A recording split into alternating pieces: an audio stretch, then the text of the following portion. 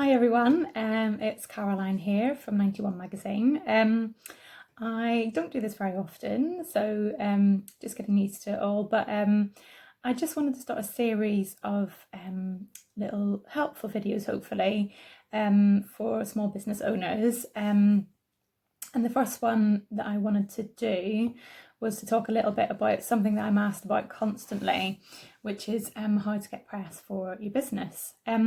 So I'm going to share 5 of my top tips that will hopefully benefit you and benefit your business and how you can get featured. And I'm not only talking about 91 Magazine, of course, it's just, how to get press in general, whether that's magazines, newspapers, whether they're commercial, independent, all the kind of different titles out there.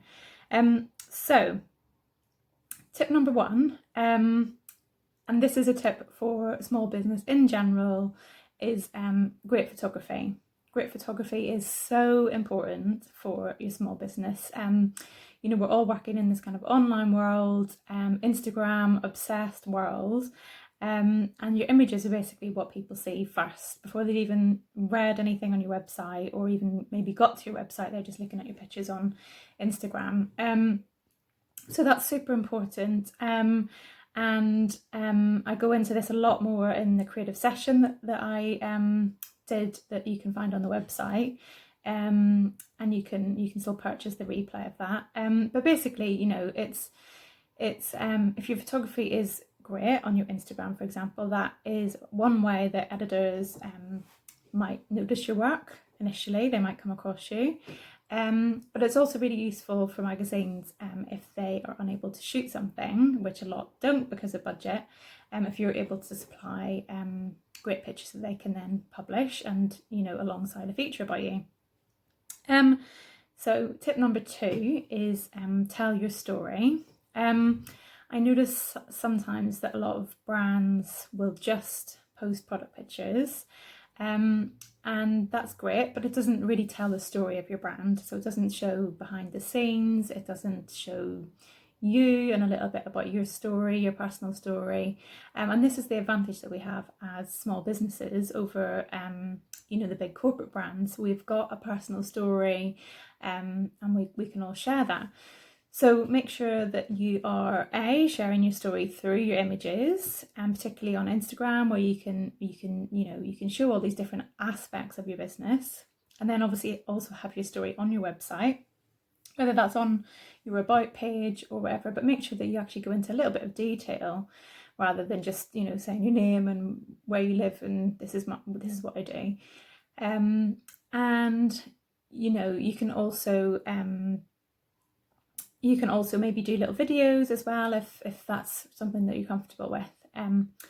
So make sure that that you're sharing the story, and that's most journalists are looking for a story, and they're not just looking for pretty pictures to publish. They're looking for story behind it as well. So tip number 3, not sure if this is just a personal bugbear of mine, but I would suggest that you don't tag lots and lots of magazines into your pictures on Instagram.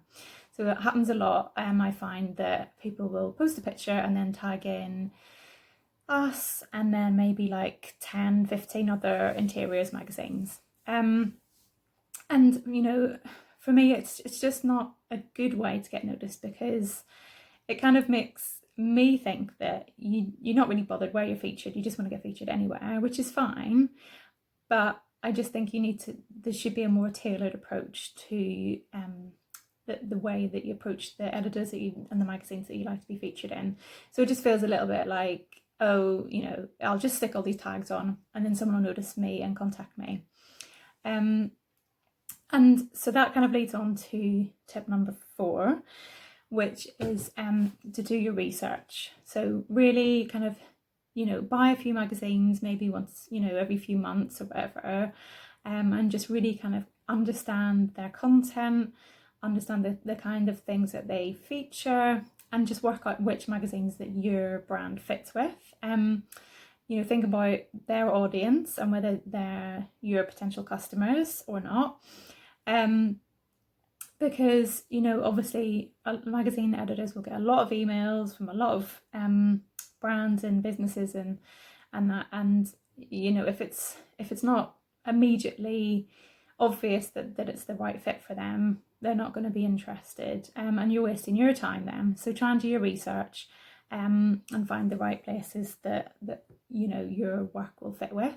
And then finally, tip number 5, again, this should hopefully make your life a bit easier in the long run if you kind of take a little bit of time to set it up. But once you've got all your beautiful pictures, as I mentioned earlier, organise them into some folders, maybe in Dropbox or Google Drive or something like that.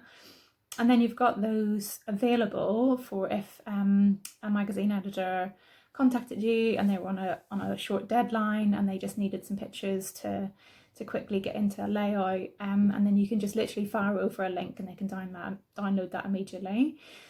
And the same goes for what I mentioned before about your story. You could maybe have that in a Word document or something, or a PDF, also in a folder, and then you can always kind of send them the link to that. Or you know, you could just send them the link to your website, but just having that information readily available is really helpful for writers and editors that are on, you know, short deadlines. It doesn't apply so much for us because, you know, we only publish twice a year, but lots of magazines will be publishing weekly, or especially newspapers, weekly or monthly, and have got a lot less time to kind of pull things together. So that's really helpful for them, and then it's really helpful for you because it means that, you know, you've got the chance to get that feature in at the last minute. And yeah, I think that's everything that I've got to share today. But I do, as I said before, I do really kind of dive deep into this whole world of getting press and how to get featured in the creative session that I ran. It was actually live in January this year, but it's still available to download the replay, and you can watch that as many times as you want, and you can rewind and fast forward and take notes and all that kind of thing. And it's only £39, which I think is a really reasonable price to invest in this kind of information if it's something that, you know, you're really struggling with. So yeah, I hope it will be useful. You can just head to our website and look under creative sessions. You'll find all the other sessions on there as well. And we actually have a live one coming up next month, which is about how to shoot interiors with Gemma Watts. So you can also take a look at that one and you can join in live. Okay, that's it for today. Thanks so much. See you later.